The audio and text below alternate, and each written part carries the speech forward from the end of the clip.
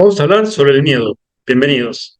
Bueno, ¿qué es el miedo? Vamos a ver qué es el miedo, vamos a ver los problemas que tiene el miedo que lo hace una emoción tan especial, y después vamos a ver algún tip para ver qué podemos hacer con el miedo que estamos sintiendo. El miedo es obviamente una emoción, ¿sí?, que se dispara cuando sentimos una amenaza psíquica o física. Por ejemplo, cuando sentimos que tenemos que enfrentar a una persona, podemos sentir miedo. Si esa persona es más grandota que nosotros, podemos sentir miedo. O, por ejemplo, psíquico sería cuando pienso que no, tal vez no puedo juntar el dinero para pagar a fin de mes la renta del apartamento y entonces estoy sintiendo algo que le llamamos preocupación, pero que en realidad se llama miedo.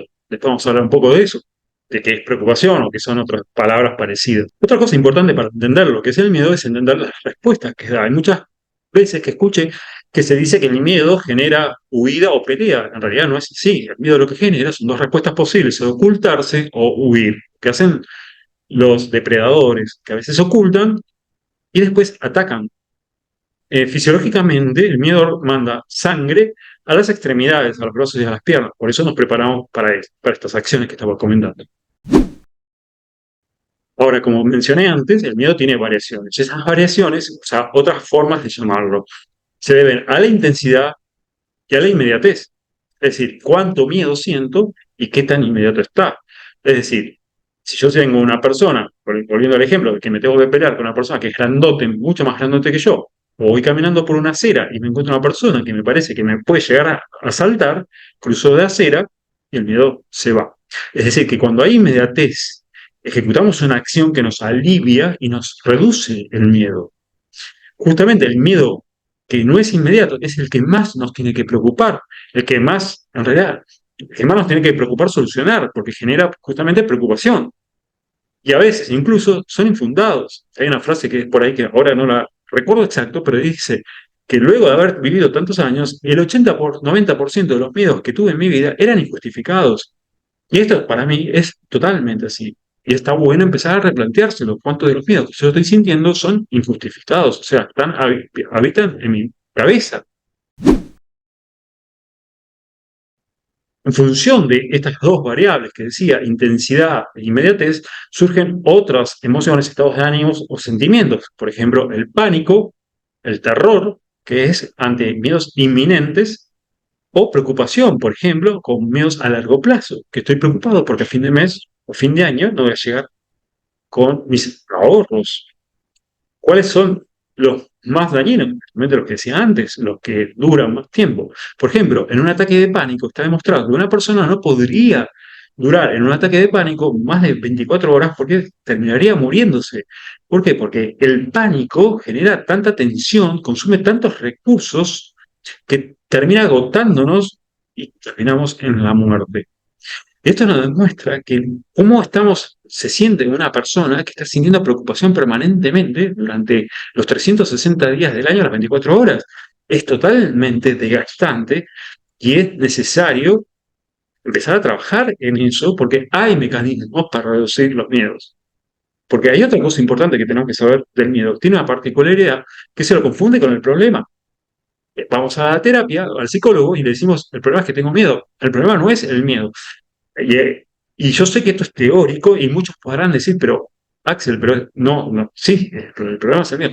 El miedo lo que hace es avisarnos de que hay un problema inminente y nos dice que no tenemos los recursos necesarios para afrontarlo. Obviamente mucho de esto está en nuestro imaginario y no es así, pero para nuestra mente, los juicios que hacemos en función de la situación hacen que se despierte el miedo y nos está diciendo, hay un problema y no tenés los recursos necesarios para afrontarlo.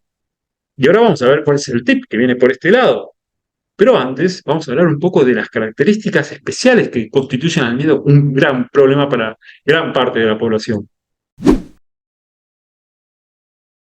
El primero es el tema de que hay una analgesia en relación al miedo. Venimos con mandatos culturales, aunque hoy en día hay un poco más de apertura, venimos con mandatos culturales y sociales de que sentir miedo es de gallinas, de canallas, de poco hombre, etcétera.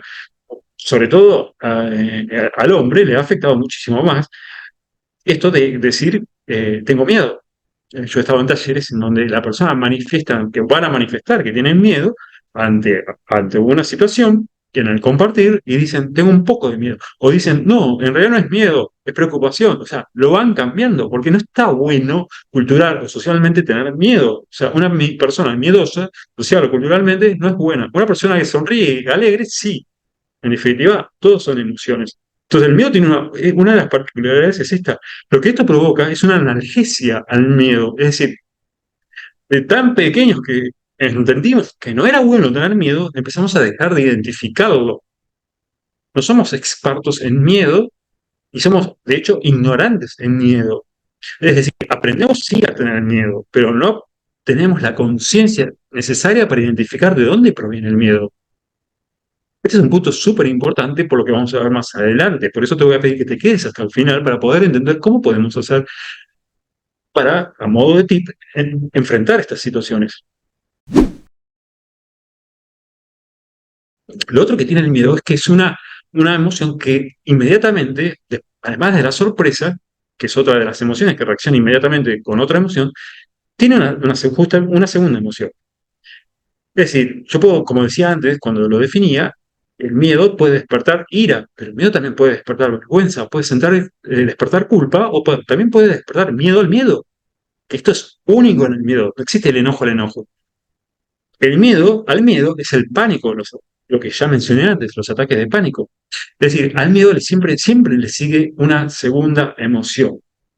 Y es importante empezar a también poder identificar esto. Por lo tanto, por lo que estaba hablando antes de la analgesia, no podemos saber exactamente a qué le tenemos miedo, y es donde se forma algo que todavía no nombré, que es la ansiedad. La ansiedad se genera, la base de la ansiedad es el miedo, pero a veces se transforma también en angustia cuando se combina con tristeza. Acá empezamos a ver que hay una combinación muy grande de emociones que a veces ni siquiera no, los estudios no pueden demostrar, no son suficientemente avanzados para demostrar si hay dos emociones se pueden disparar al mismo tiempo. Más bien se cree que una está a milisegundos de la otra, por decirlo de alguna forma, pero toda esta bola que genera la ansiedad, porque ni siquiera sabemos a qué le estamos teniendo miedo. Si pudiéramos identificar a qué le estamos teniendo miedo, podríamos aplicar el tip que voy a dar al final para poder decir, bueno, le tengo miedo a esto, que básicamente es decir, hay algo que te puede llegar a pasar y no tener los recursos, ese es el mensaje.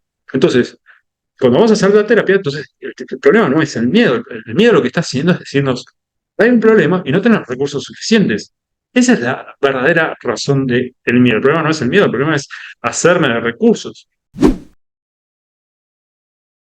¿Qué podemos hacer entonces con el miedo? Pues, bueno, a modo de tip, que ya lo venía armando para dejarlo ahora un poquito en bandeja, es decir, identificar a qué le estoy teniendo miedo, es decir, vencer la analgesia, porque dentro de todo lo que yo estoy teniendo miedo, todo está en una bola, pero después hay pequeñas cositas que yo puedo decir, acá estoy teniendo miedo, a esto le estoy teniendo miedo.